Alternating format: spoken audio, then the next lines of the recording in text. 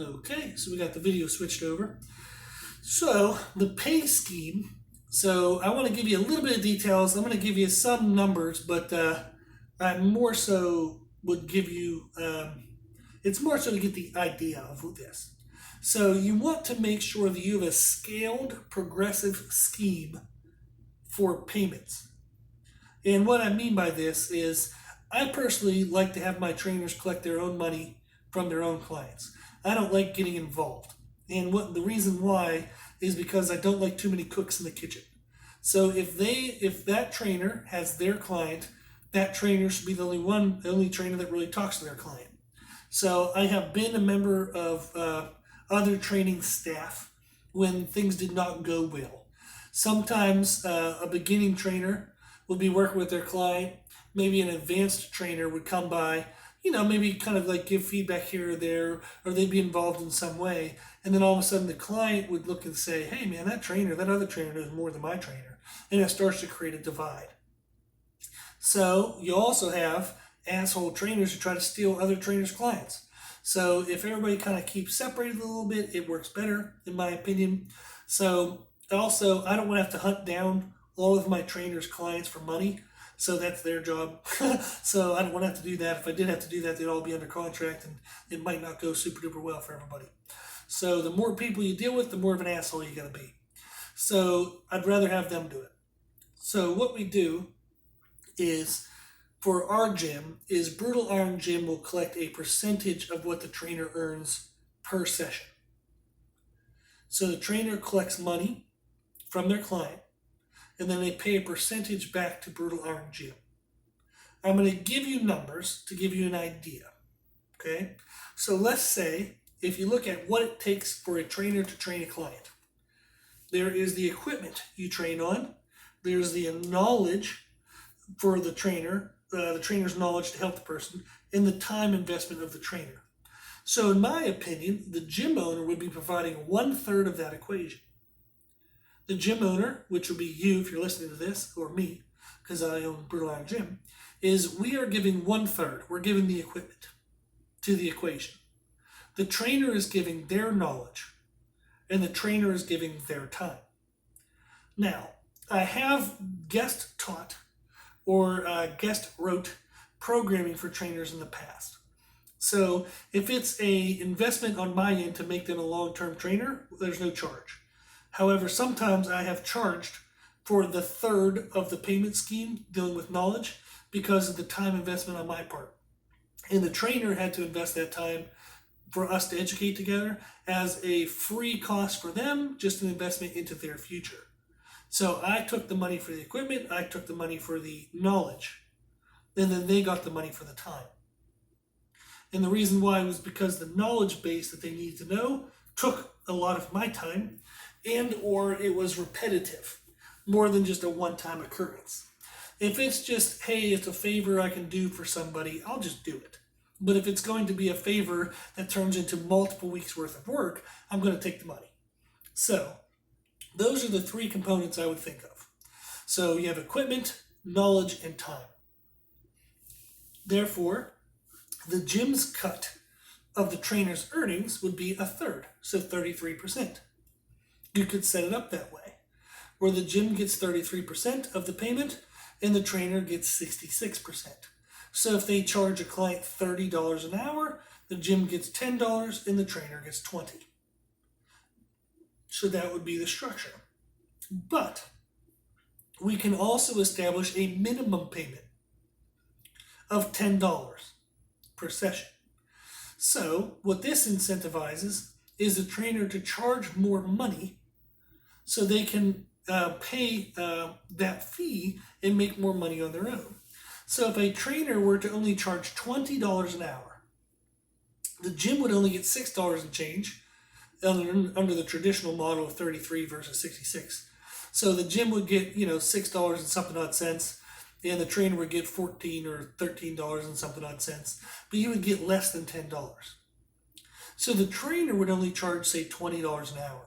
The gym is then only getting, say, $6 and something cents for all the usage of the equipment. That doesn't replace jack shit, by the way. When you own a gym, $6 means nothing. So If you're only ever making $6 off the hour, like that's kind of crap money as a gym owner.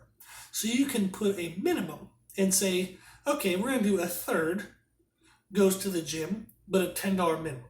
So if you only charge 20, the gym still gets 10, and now the trainer only gets 10. That's going to incentivize them to charge more. And if you hired a good person, which we said about the whole first part of this podcast, is they're going to say, okay, well, if I want to charge more, how can I be worth more? So they're going to educate themselves, try to increase the quality of their service, and find a reason to be worth more money.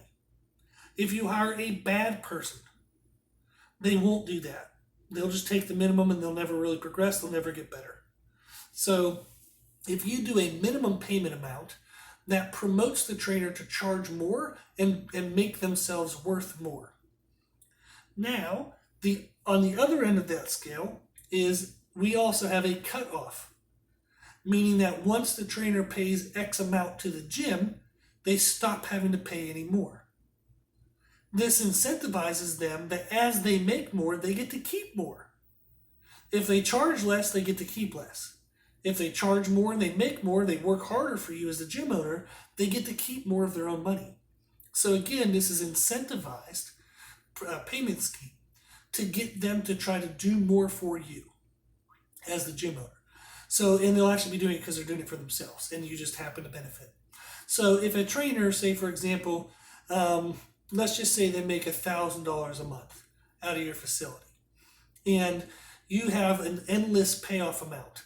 Well, as they make $1,500, they realize they're just giving more and more to you. Eventually, they might make enough that they would think to themselves, hey, you know what? For as much as I'm paying that gym, I could just open my own place. Red flag, red flag, red flag, because you're going to lose a good trainer. So what I do with our gym, at Berlin Gym, is we have a cutoff. Once a trainer makes an X amount of money, like given to the gym for that month, they don't owe any more. And I purposely keep that number just below what they could do to kind of have their own facility. That does seem like it's kind of sneakish, jackass behavior, but I actually tell them at the day we talk about hiring that that's exactly why I'm doing it. Because if they're a good trainer, I want to keep them. I also provide a pretty awesome, badass facility, so I don't think they'd want to go anywhere else if they didn't need to. So why not charge less than what they would be able to go on their own, but enough that it still makes a gym amount of money? It's kind of a win-win. As they make more, they get to keep more.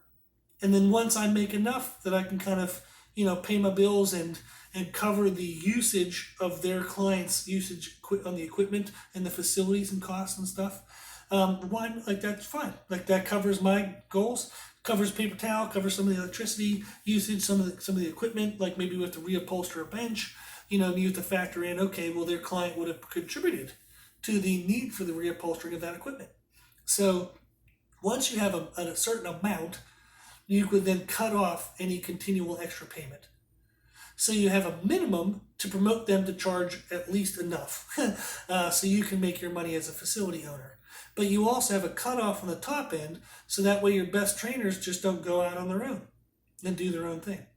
So having a scaled payment scheme is extremely helpful for this.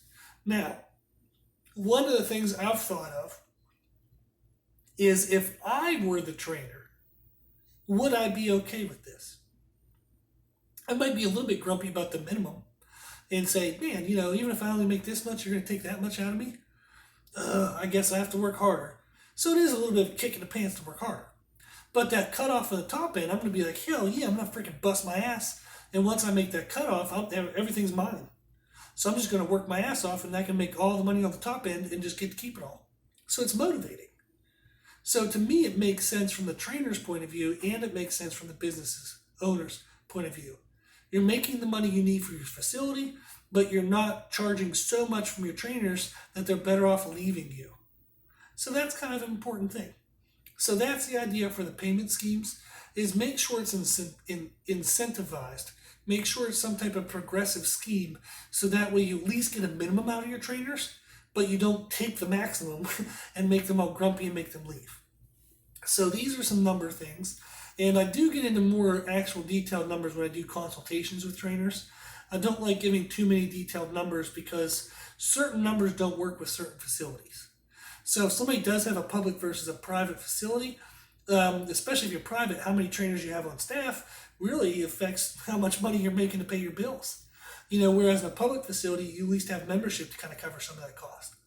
So if I gave you exact numbers, some of the people are going to be able to use them. Some of the people might try using them and it'll crash and burn because it's not the right numbers for their facility type. So I don't want to give those exact numbers. But you can see here in the discussion of, if there's 3 components to a training session, equipment, knowledge, and time, it makes sense the gym would only charge a third. And then it makes sense to have a minimum payment so that you can at least make what you need as a gym owner to cover your costs. And then it makes sense to have a top end cutoff because it incentivizes your trainers to do their best, and you get to keep the best trainers because they're not going to make so much money that they're going to leave you. So that's the idea. So hopefully this was helpful. Hopefully it gave some good information. And if anybody listening to this wants any more information or you have a quick question, email us at brutalirongym@gmail.com. I'm absolutely 1,000,000% happy to answer any questions that take about 10 minutes or less. If something's going to take an investment of my time, I will let you know that and I'll ask you for a payment towards it. And that just kind of makes sense. If I'm going to, put my time and knowledge into you, it makes sense you'd have to kind of pay for that a little bit. Okay? So you can sign up to do an actual consultation, which we go through all the scenarios we basically do an hour phone call, and then I work for an hour after that to give you information that helps what we discussed in the phone call. So we can do a full consultation, but I don't want to ever come across as super greedy on this. If you have a question, just email us and I'll answer as quick as I can. Okay? So I promise if you've listened to this podcast for 41 minutes, I truly appreciate that. I really do. And I want to help. So if you have any issues, if you have any questions, please contact us. I'll make sure I get you the answer in some way. Okay? So if you like this podcast, please share it with family and friends. The more people we help, the happier the world will be. Also, if you like this information, you can find more from us on Instagram, Facebook, and Twitter at Brutal Iron Gym. And if you have any questions, feedback, or suggestions, we'd love to hear from you. This podcast is for you, so we want to know what you want to learn about. And you can tell us at our email, brutalirongym@gmail.com. As always, I hope this was helpful, and thank you for listening.